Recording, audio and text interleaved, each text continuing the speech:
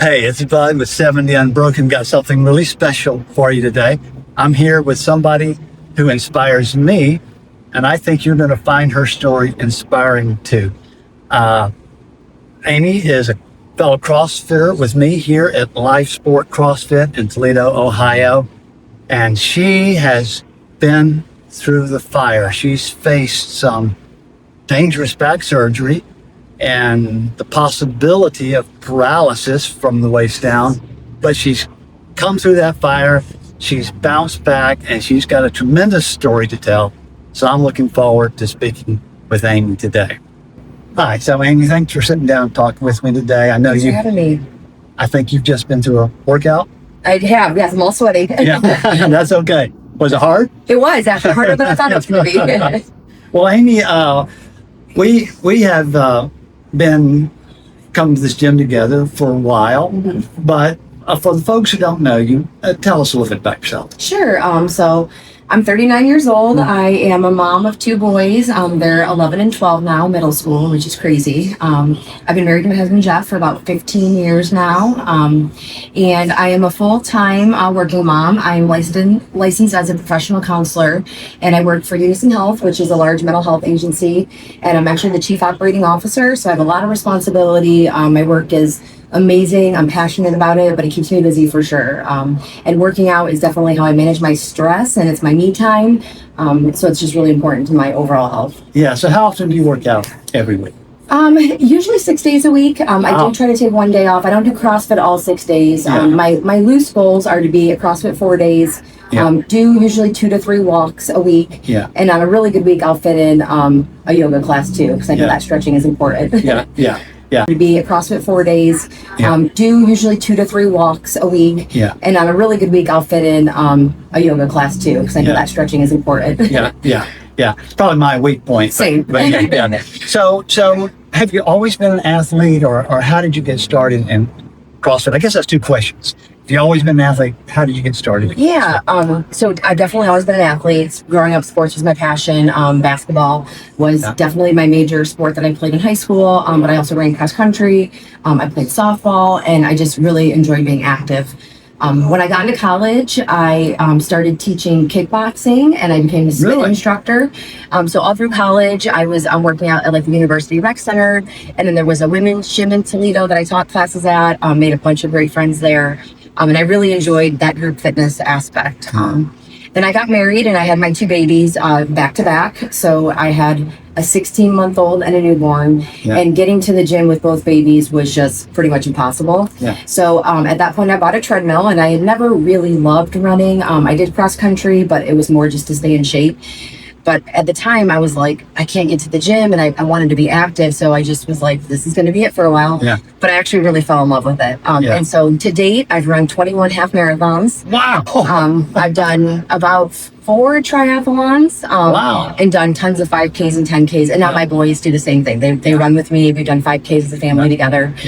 So for about 7 years, I just pretty much ran because I really enjoyed it.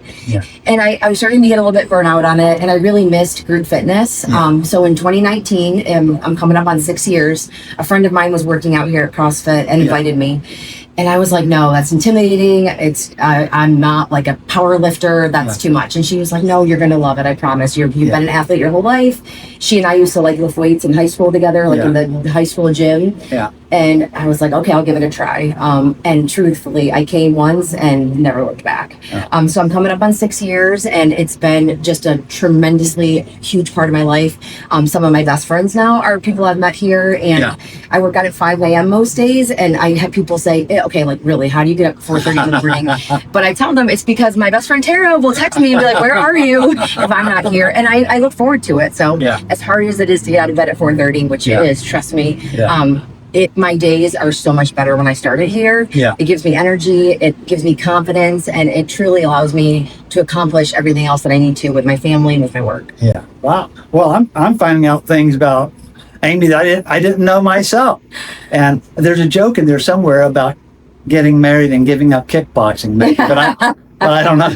Anyway, so I picked up a barbell instead. So Amy, I know you've been through a health crisis and through some really dangerous surgery. Walk us through that and tell us a little bit about that. Yeah. So, I first injured my back when I was about 19. I was a server at the time, and I vividly remember I bent over to pick up something heavy and just kind of turned wrong, and I had this sharp pain kind of down my back and down my leg.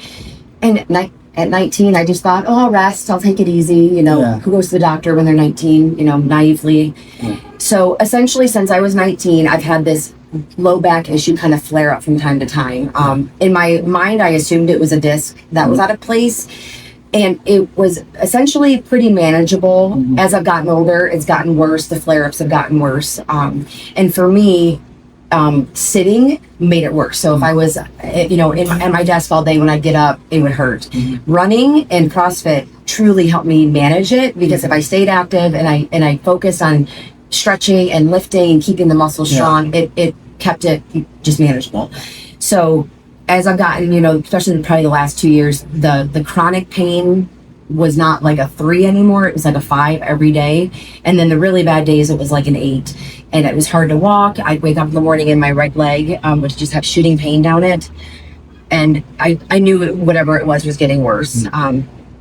I had like a regimen. I would ice it and, rotate ice and heat and Tylenol and ibuprofen and heating pads and icy hot. And the things that would normally help relieve the pain weren't really working anymore. So last October, almost a year ago now, I went to Phoenix, Arizona for a conference for work. And that's a pretty long flight. So on the way back, I sat for 5 hours between when I got on the plane to when I got off. And as I stood up when I got back, I thought, oh man, I threw my back out. Like I knew I had tweaked it or whatever.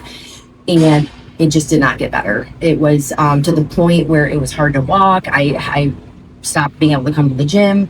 So I started seeing a physical therapist and a doctor. And really, I knew I needed an MRI to figure out what the issue was. But because I hadn't really gone to the doctor, they weren't quick to do anything about it because I didn't have really a very well documented history with it. I knew I'd had it for 20 years, but they didn't.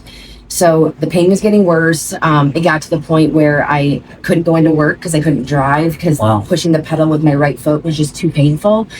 So I had gone to my doctor on a Thursday and said, I'm in just tremendous pain. I can't work. I can't drive. I can't hardly walk. And so they had scheduled me then finally for an MRI the following week. Over that weekend, I was at home and I went to move and I had what I thought was a spasm and I fell and I needed my husband to kind of help me up. And after about a half an hour, I realized I couldn't feel anything from the waist down. So to touch my leg, I couldn't feel that sensation, which was terrifying. So I actually texted my husband from my bed. He was downstairs with my kids and said, well, our kids, I've gone numb. Something's wrong. I can't move. I can't feel. So we went to the emergency room and they quickly realized I had lost all function from the waist down. My internal organs weren't working properly. And they actually had to put me in an ambulance from one hospital to another and get me into emergency surgery overnight. So the diagnosis that they gave me was Cauda-Equina syndrome, which is a really rare complication. What I learned was when I felt that sharp pain, my disc ruptured out of my back, and that broken piece of disc compressed the nerves in my low back. Wow. So Cauda-Equina is Latin for horsetail. And so I learned a lot. So all of the nerves that control your lower body come up into what looks like a horsetail at the base of your spine. And when my disc ruptured, it compressed those nerves and paralyzed them. They're supposed to look like this and they went like this. Wow. So all of those nerves became really damaged. And so what I learned was once that damage happens, if it's not corrected and those nerves, the pressure is not alleviated, it causes permanent damage. So there are people that end up paralyzed or never get the function of their lower body back after this happens. And thankfully, God gave me an amazing care team that knew exactly what the problem was when I got to the ER. Well, I have to say something, Amy. That must have been absolutely frightening. It was just terrifying, and also I had been really frustrated because I didn't feel like my doctors were listening about how bad I was in pain.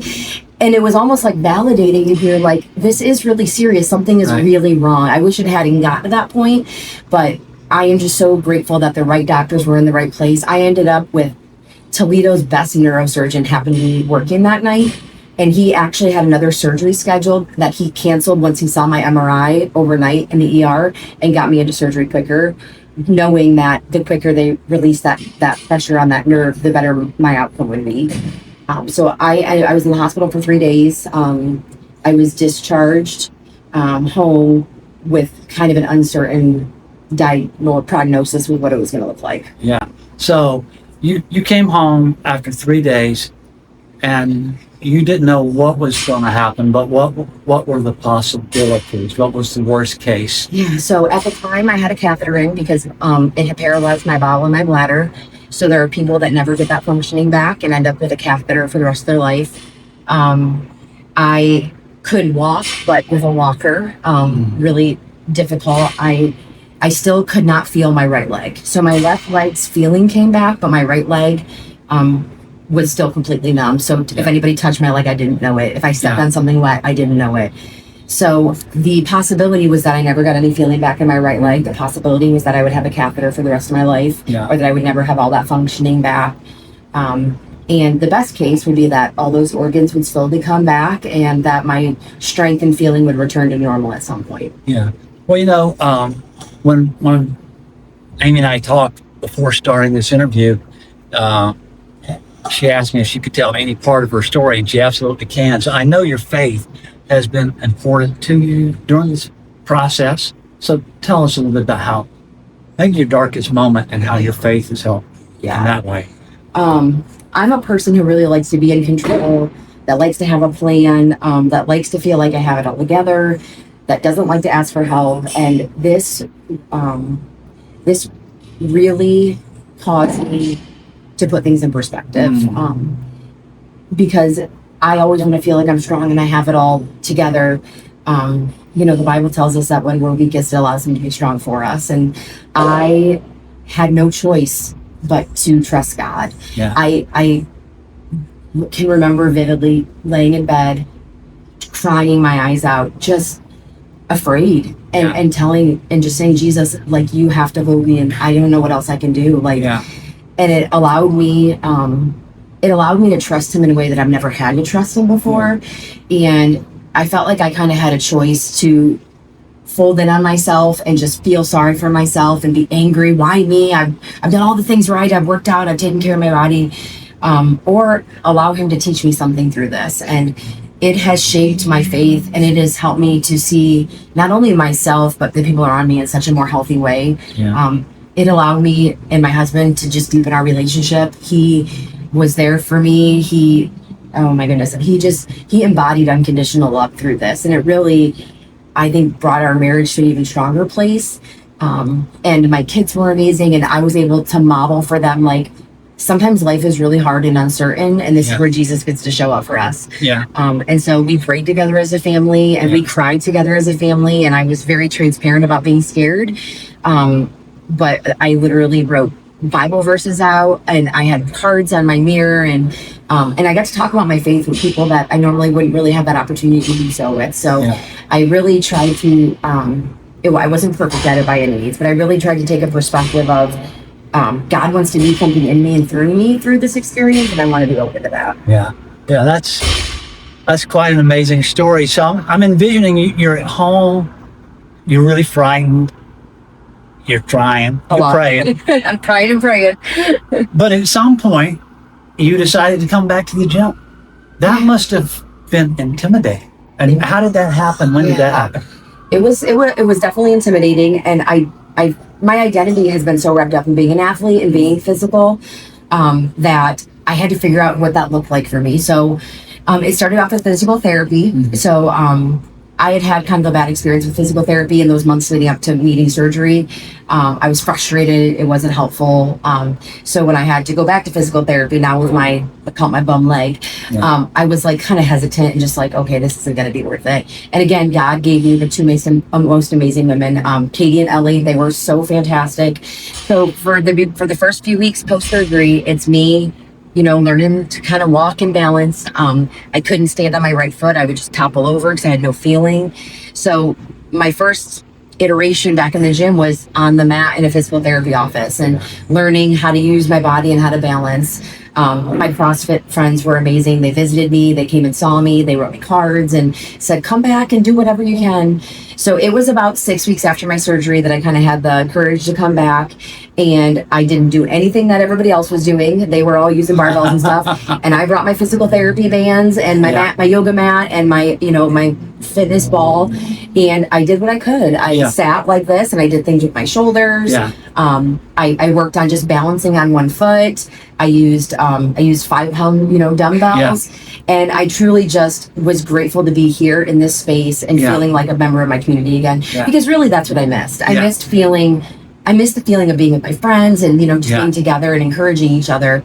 So for about a month, I came and I worked out, but it wasn't what everybody else was doing. And my PTs, Katie and Ellie at the time were just coaching me through, this is what you can do, this is what you can't do. And they were so encouraging, and just telling me how strong I was, and telling me you're going to get back to it, and just giving me all the encouragement, and my PTs and my friends here at CrossFit. So, it definitely didn't look like CrossFit, and it still doesn't, honestly. I'm 9 months post-op now, and I still can't do what I used to be able to do, but it's closer and it's better, and I get to celebrate those wins and track my progress back to where I was.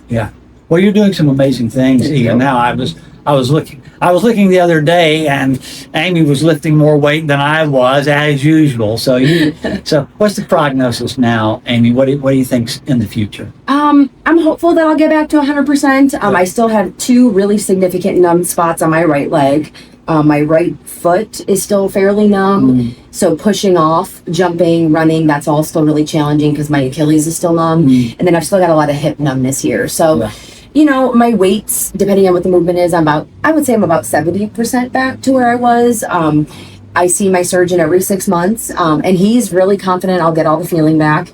But I'm just grateful for where I'm at. When the prognosis is maybe a catheter for the rest of your life and maybe never be able to walk again. When I could jog a 5K over the summer, I was thrilled. And I hope to get back to a half marathon. I kind of have a secret dream now, not so secret, to do a full marathon maybe. But, I'm also okay if I can't. I'm also okay if this is as better as I ever get, and I don't think it is. I'm okay with that. Like, I can be okay with my identity in Jesus first and athlete second. And I don't know that was the case before. That's an amazing story, Amy. Thank you for sharing it with us. On my channel, I have the saying, your age defying you is what's in your heart. And your story doesn't have anything to do with aging, but it does have a lot to do with heart. And so I'm wondering, a final thought you might have, somebody's watching, whether they're an older person trying to get back in shape, or they're a younger person trying to get back in shape, or whether they're just somebody who's taken on a big goal and they've got this long, hard journey in front of them, and they're kind of afraid to take that first step. I wonder, based on your experience, what you might say to that person. Yeah, that's a great question. My advice is to be kind to yourself, and it is truly one day at a time. When I would look too far into the future, it became really overwhelming, and that's when the tears came. And when I thought about where I was and where I wanted to be, the chasm just seemed so far that it made me not want to even try. It made me feel pretty hopeless. But when I thought about where I was at today and what I wanted to be tomorrow, whether it was, yesterday I was able to do 6 lunges, today I want to be able to do 7. Keeping those really bite-sized goals and just taking it a little bit at a time, and not every day is going to be better than the day before. I had to be really okay with some days there were pretty significant setbacks. It happened this week. I've been able to kind of jump better than I have been, and I had a really bad day this week where my leg just didn't feel right, and I just didn't jump that day, and that was a little discouraging. But when I thought about where I was 9 months ago, and I could look at the progress I had made, that one teeny tiny setback didn't hurt as much. So small goals, one day at a time, and truly your only competition. I love to compete. I had to be really just focused on myself and my progress, and not paying attention to what everybody else is doing. And I still struggle with that, honestly. Like, I'm not perfect at it. There's days when I look at the other girls and I think, oh, I'm supposed to do that, or I wish I could still do that. And that's a really easy way to feel defeated. And when I focus on just myself and what I'm doing and what I could do yesterday and what I can do today, then I can be really proud of my accomplishments and celebrate those wins without comparing myself to other people. Wow. Thank you, Amy. those are some really inspiring words. So Amy really inspires me. I believe she's inspired you too. If she has, why don't you drop her a comment and just let her know the impact that she's having through what she's sharing. So thanks for coming by, viewing the video. Like, subscribe, and we'll see you in the next video. Thank you. You're welcome.